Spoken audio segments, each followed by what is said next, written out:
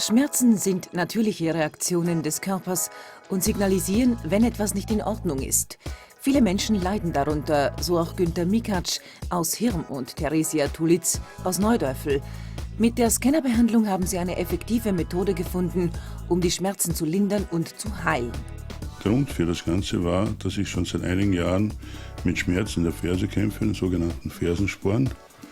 Und ich wollte ganz einfach wissen, ob mit dieser Methode mein Fersensporn zu beseitigen ist. Dadurch, dass ich vorher schon bei verschiedenen Ärzten war und mir nichts geholfen hat, habe ich gesagt, na, ob ich das jetzt noch machen soll. Und dann hat mir mein Mann eben zugeredet, hat gesagt, na, probier das jetzt noch. Ne? Und heute bin ich froh, dass ich das gemacht habe. Das Scannergerät beseitigt nicht die Symptome, sondern aktiviert die Selbstheilungskräfte. Der Körper reagiert auf Impulse des Geräts, indem er dorthin Energie schickt, wo sie benötigt wird. In Wahrheit ist es der Körper selbst, der sich heilt. Die Einsatzgebiete des Gerätes sind deshalb vielseitig. Die Anwendung des Gerätes ist generell schmerzfrei und unproblematisch.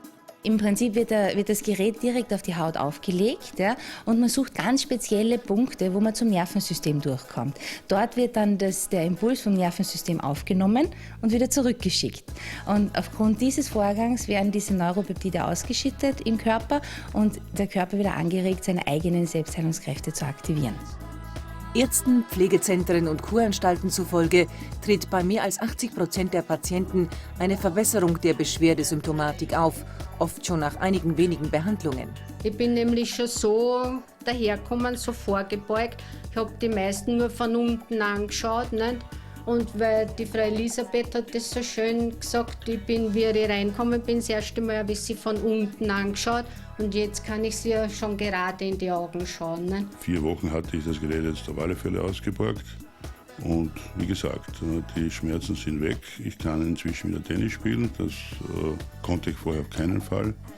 Also bin ich auch überzeugt, dass das Gerät funktioniert.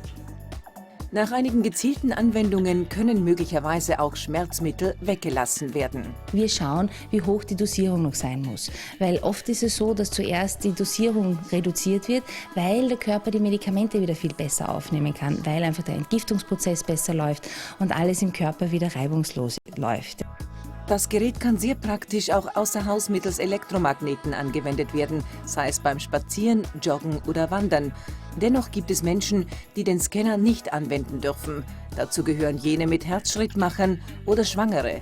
Bei Kindern ist es erlaubt.